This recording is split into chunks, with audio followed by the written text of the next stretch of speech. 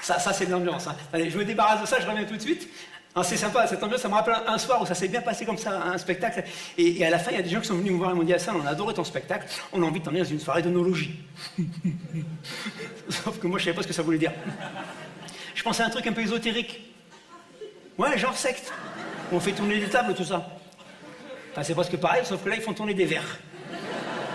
Alors, je me suis dit, Hassan, comme on dit en Bourgogne, il ne faut pas que tu meurs sot. Va pour la soirée d'onologie.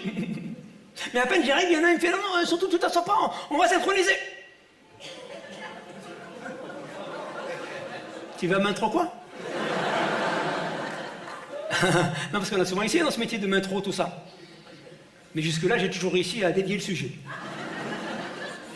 Alors je dis, écoute, maintenant je suis venu, t'as qu'à me dire ce qu'il faut que je fais. Ah oui, je me suis mis à son niveau tout de suite. Oh, vous allez comprendre. Il me dit, t'as qu'à aller chercher un verre à pied au bar.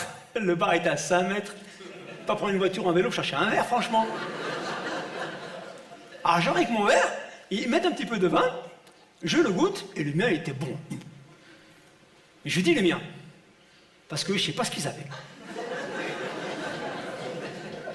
Ils prenaient une gorgée, ils recrachaient tout dans un seau. Tant et si bien qu'ils ont fini par rendre le seau terne.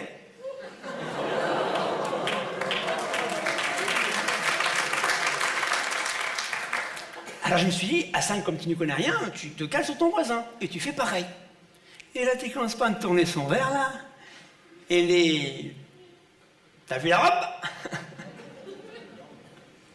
Ça lui fait une belle jambe, hein?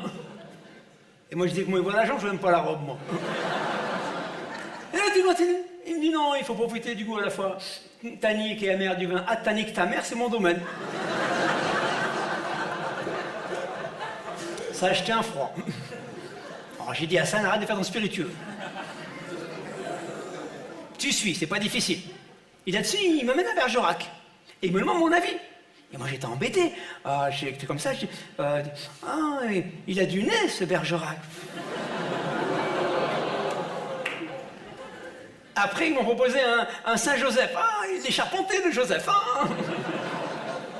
Puis ils m'ont proposé un Côte du Ventoux. Et c'est là que j'ai compris qu'il vaut mieux descendre en Côte du Ventoux que monter la côte du même nom. Hein. Mais bon, j'étais plus étanche, je sais pas ce que je disais, forcément je recrachais pas.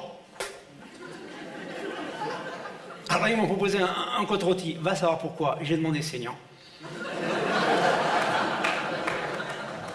Puis ils m'ont amené un mouton Rothschild.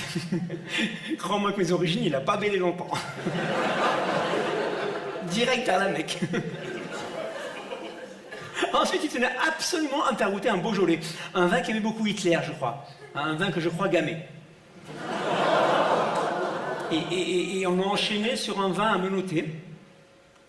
À ligoter. C'est comme ça que je me rappelle. Mais bon, j'étais plus étanche. J'ai fini par me brouiller avec tout le monde.